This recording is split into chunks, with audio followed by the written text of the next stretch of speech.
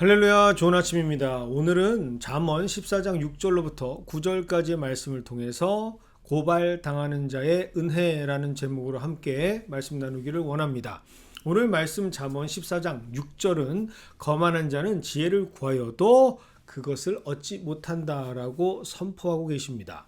여기에서 거만한 자에 해당되어지는 히브리 원어는 레츠라고 하는 단어가 사용되는데 조롱당하는 자 또는 더듬거리는 자라는 뜻을 가지고 있죠.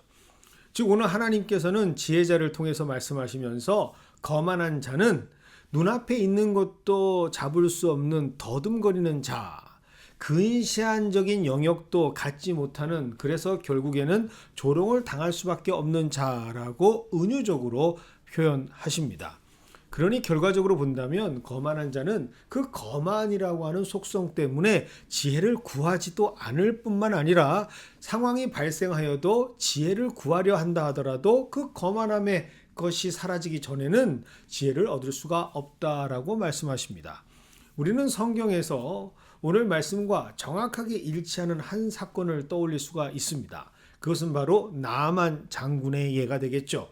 주의 선지자 엘리사는 분명하게 나아만 장군에게 치유되는 방법, 즉 지혜를 선포합니다. 하지만 나아만 장군이 처음에는 그 지혜를 받아들이지 않고 거부했죠. 그 이유는 단 하나입니다. 그 선지자가 알려준 지혜의 방법이 자신의 생각과 자신의 기대치와는 전혀 부합하지 않았기 때문이죠. 여기에서 우리는 아주 구체적으로 그 거만함이 무엇인지 그 의미를 깨달을 수가 있습니다. 거만함이란 하나님의 말씀, 그것을 내 생각으로 판단하는 것이죠. 사실 많은 현대인들이 이런 거만함의 모습을 가지고 신앙생활을 하고 있습니다.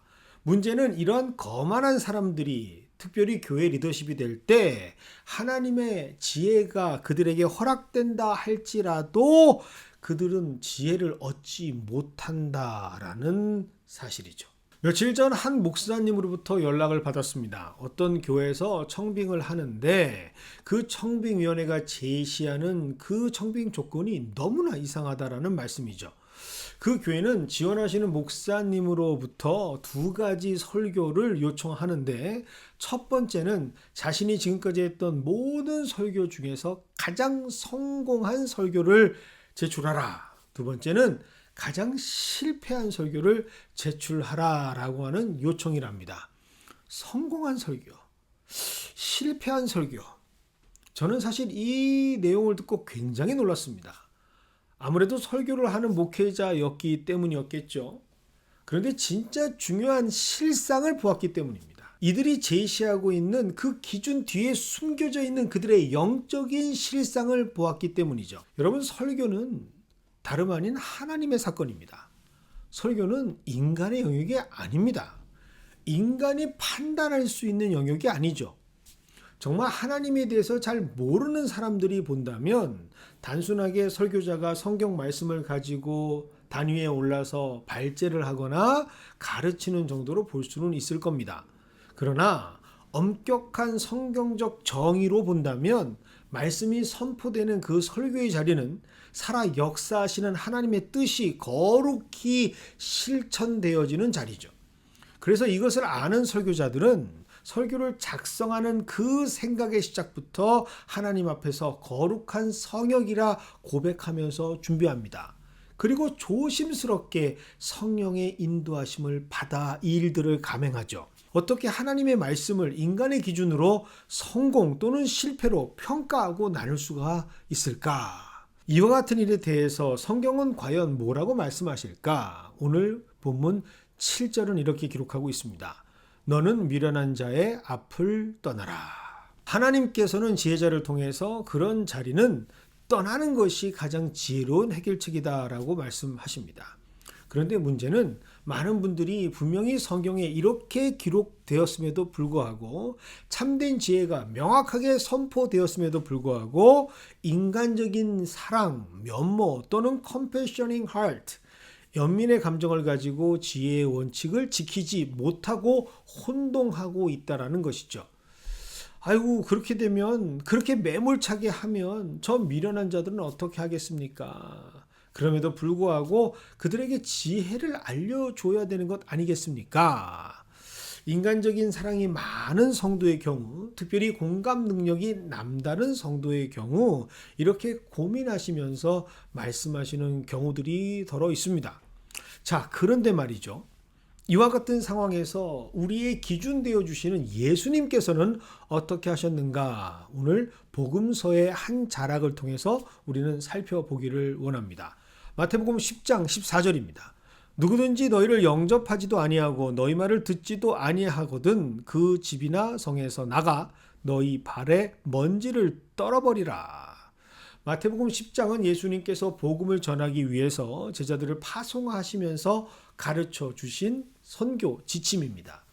특별히 여기서 먼지를 떨어버리라 라고 하는 것은 복음 선포 과정에서 그들이 체험하게 될 세상의 반응에 대해서 어떻게 대처해야 하는지 아주 구체적으로 말씀해 주시는 예수님의 리액션, 리스폰스의 지침서죠. 예수님께서는 만약 제자들이 복음을 전하는 그 일에 환대를 받지 못하거나 복음을 거부받는다면 지체 없이 그 집을 떠나버리고 떠날 때 그 신발에 묻은 먼지도 떨어버리라 라고 말씀하십니다.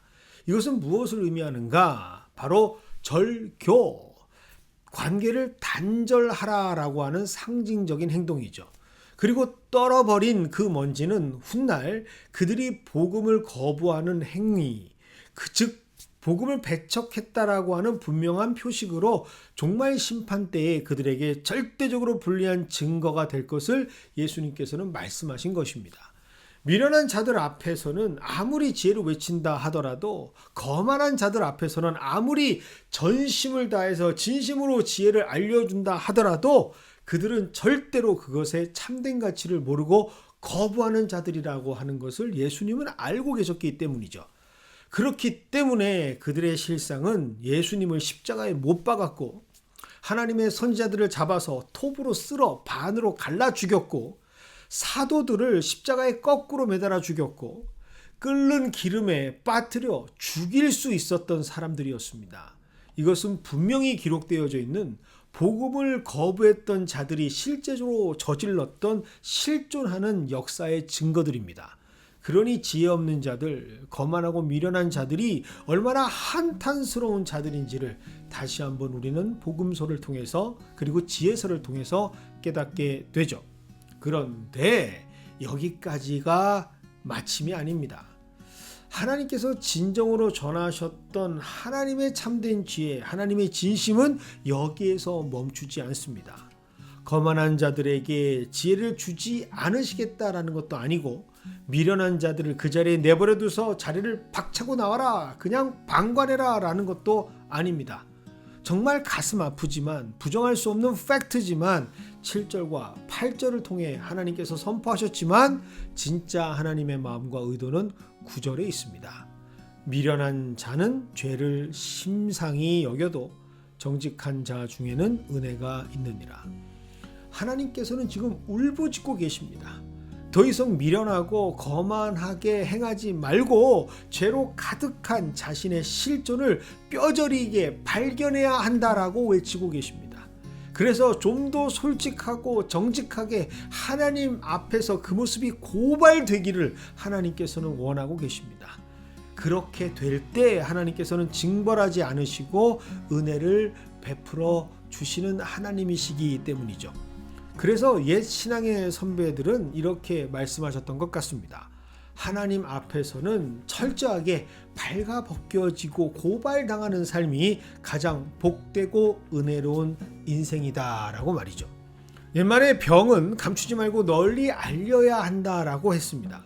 그래야 많은 또 다른 같은 병으로 힘들어하면서 어려움을 겪고 있는 자들에게 그 경험의 임상을 통해서 알지 못했던 그 병의 원인도 알 수가 있고 대처 방안도 지혜로 얻을 수 있기 때문이죠.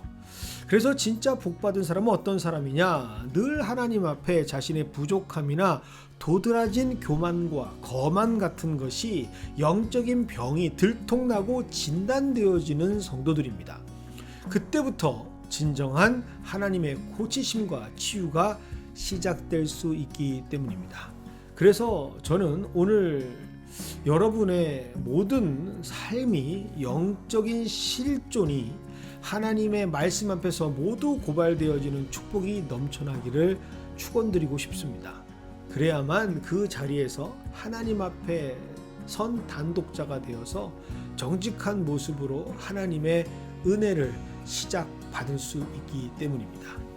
주 앞에서 솔직하고 발뺌할 수 없는 고발당하는 축복이 넘치는 하루가 되시기를 원합니다.